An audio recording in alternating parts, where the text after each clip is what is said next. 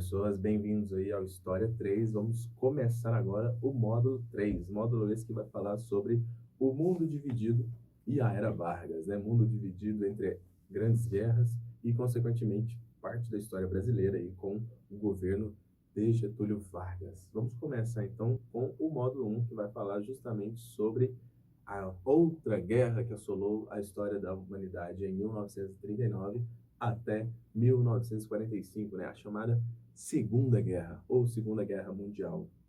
Muitos historiadores vão dizer, como Eric Hobsbawm, que o período de 1914 a 1945 vai ser o período de uma história só, com um intervalo de duas grandes guerras. Por que que o Eric Hobsbawm vai dizer isso, pessoas? Por conta justamente dessa primeira frase aqui, ó, questões não resolvidas na Primeira Guerra Mundial. Outros historiadores vão chegar a dizer que a Segunda Guerra Mundial é apenas uma continuação da primeira, que teve um pequeno intervalo aí do chamado período entre guerras, né, que nós já vimos lá nas aulas anteriores. Então, o que que aconteceu? Que os historiadores, depois de um certo tempo, chegaram nessa conclusão de que uma guerra, Segunda Guerra, foi continuação da outra, Primeira Guerra. Tá aqui, ó, em 1920, crises econômicas por vários países europeus, né? E nós falamos aí que um dos países que ajudaram a Europa a sair dessa crise, né, dessas crises econômicas, foi os Estados Unidos. País esse que ajudou a Europa com vários incentivos, sejam eles econômicos, militares, para bens de consumo e etc. Em 1921, então a gente tem que levar em consideração o seguinte: quando há uma grave crise econômica, as pessoas começam a ficar enfurecidas e querer soluções rápidas, né? Mas problemas muito complexos precisam de soluções complexas. Entretanto, muitas pessoas não conseguem esperar essas soluções complexas e aí partem para soluções que a curto prazo podem parecer plausíveis, mas que a longo prazo podem trazer sérios prejuízos à sociedade. Por que que a gente fala isso? Em 1921, meus amigos, foi fundado na Itália o Partido Nacional Fascista, por Benito Mussolini. Uma das causas, né, desse Partido Nacional Fascista era o quê? O nacionalismo e combater o comunismo e a democracia.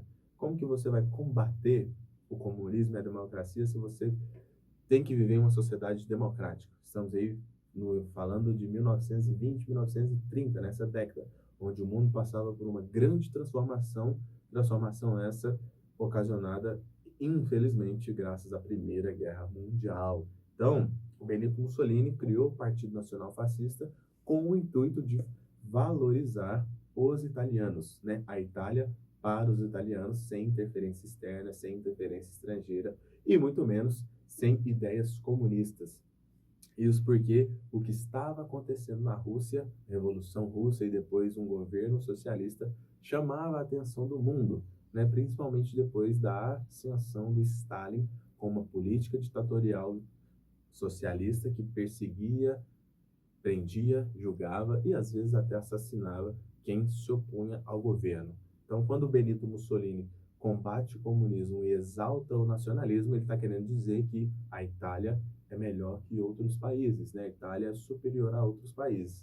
Então, olha o perigo aí que um nacionalismo exagerado pode criar em uma sociedade com crise e que busca por uma solução rápida para os seus problemas. O comunismo era visto como uma afronta às instituições conservadoras, né, como a igreja, por exemplo. Por que que era uma afronta? Porque o comunismo pregava uma riqueza comum a todos, né, uma sociedade justa e igual para todos. Daí o nome comunismo, algo que seria comum a todos. Muitos conservadores não queriam isso, né, que cada etnia, que cada setor da sociedade deveria ter o seu lugar. Isso é um conservadorismo, isso é um preconceito contra outras classes sociais. Devido a isso, crise econômica e a população desesperada por uma liderança e por resolver os seus problemas de forma mais rápida e mais acelerada, nós vamos ter na Europa dois, ou no caso, quatro movimentos que a gente vai chamar de totalitários, ou seja, movimentos onde a palavra de ordem era a repressão, a opressão e o combate principalmente às ideias estrangeiras, né? Ou seja, fortalecimento do nacionalismo. Então, como a gente pode definir um movimento totalitário? Movimento liderado por um chefe que governa com táticas ditatoriais e antidemocráticas. Sejam essas táticas ditatoriais de esquerda, sejam essas táticas ditatoriais de direita. Qualquer ditadura, seja da esquerda ou da direita, é uma ditadura, é algo que tem que ser combatido e tem que ser revisto. Na Alemanha, a gente vai ter o surgimento do nazismo. Na Itália, surgimento do fascismo.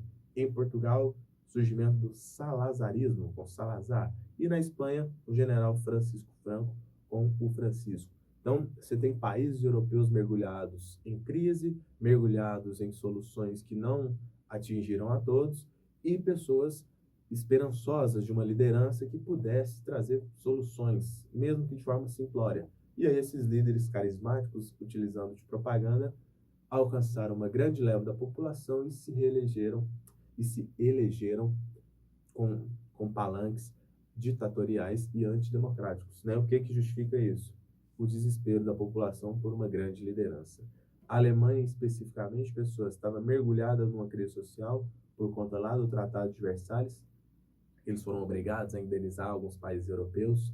E, em 1920, nós temos a criação do Partido Nacional Socialista dos Trabalhadores, que era o partido nazista de extrema direita, apesar desse nome aqui, socialista, em sua criação, tá bom? Era um partido de extrema direita, chefiado aí durante a década de 1920 e 1930 por Adolf Hitler, um soldado alemão que combateu a Alemanha, que ajudou a Alemanha a combater os inimigos na Primeira Guerra Mundial e viu que a Alemanha saiu da Primeira Guerra Mundial derrotada e humilhada. Então ele queria, vamos chamar assim, vingança, entre aspas. Daí a expressão de que muitos historiadores usam, né? A Segunda Guerra Mundial foi uma continuação da Primeira. Observa comigo.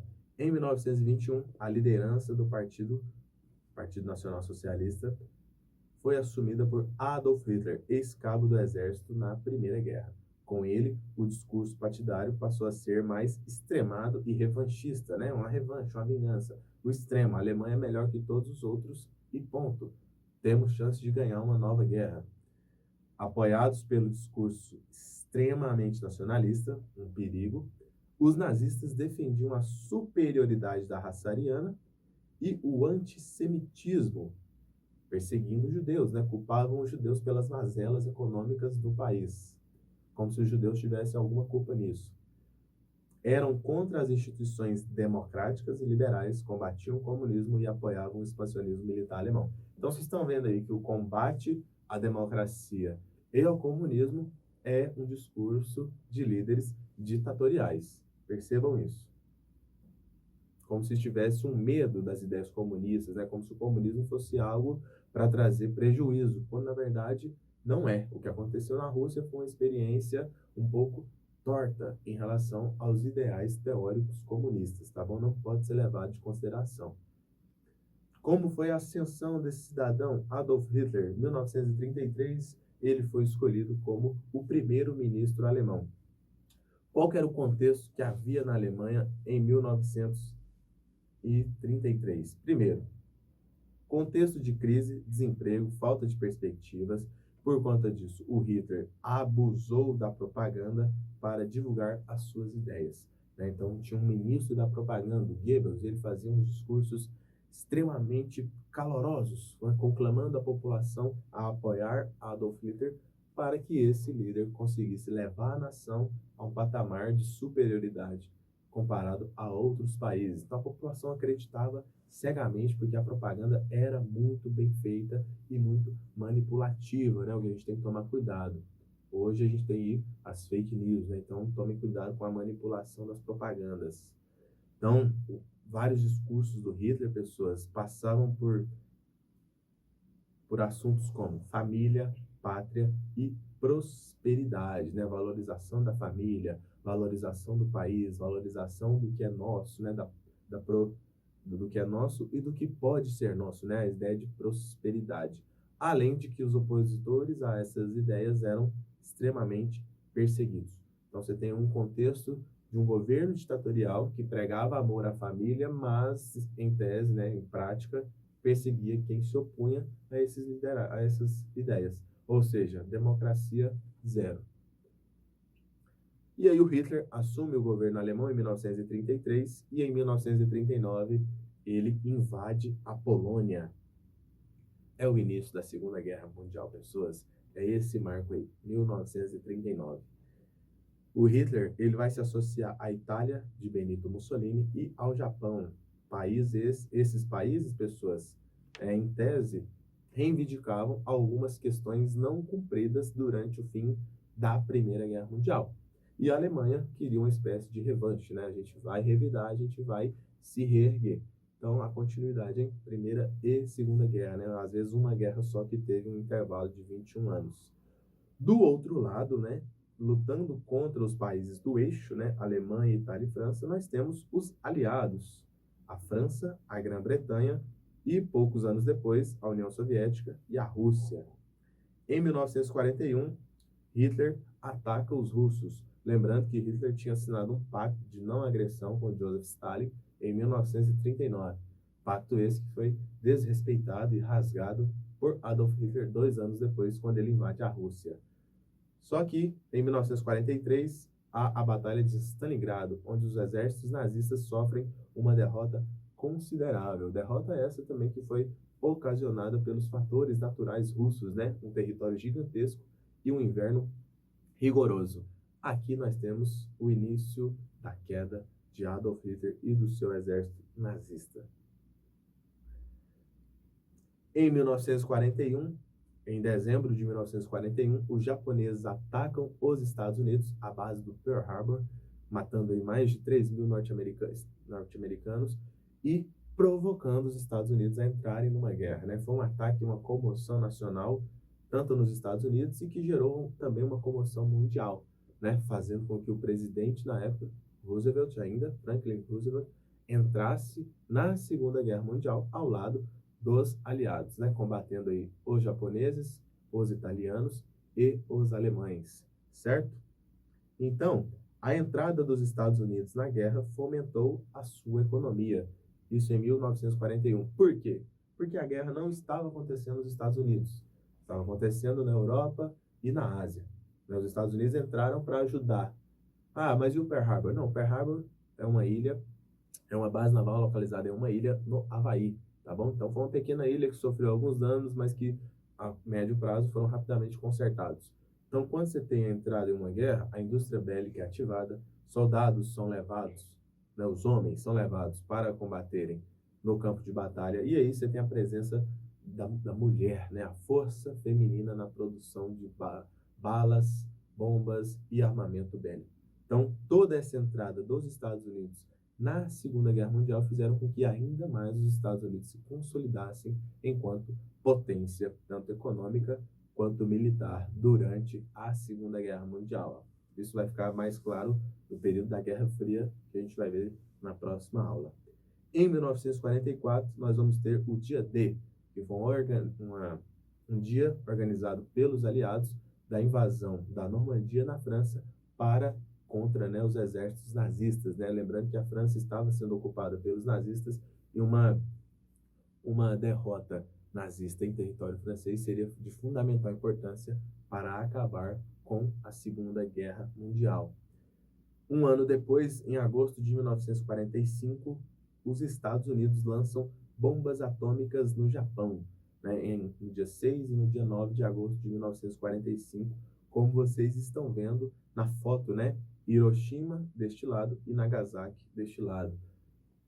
Estima-se que 70 mil pessoas morreram instantaneamente, né? Ou seja, na hora, aqui em Hiroshima. Só assim quando a bomba tocou o chão, 70 mil pessoas morreram na hora. Fora as pessoas que morreram depois de complicações, etc. E as que tiveram que conviver com graves sequelas, né? Por conta do material radioativo. Essa bomba realmente selou o fim da Segunda Guerra Mundial devido à sua grave destruição, né, o seu grave terror na sociedade. E para tentar amenizar o que viria depois na história, em 1920, em 1945, nós temos a criação da ONU, que foi uma organização surgida para substituir a Liga das Nações, criada em 1919 para tentar também promover a paz mundial. Só que a Liga das Nações fracassou, como a gente viu agora, teve uma Segunda Guerra e a ONU foi criada para tentar trazer a paz para o mundo e fazer com que guerras catastróficas não aconteçam mais. Pelo visto, tem dado certo, né? Tanto que não tivemos aí a chamada Terceira Guerra Mundial ainda. Valeu, até a próxima.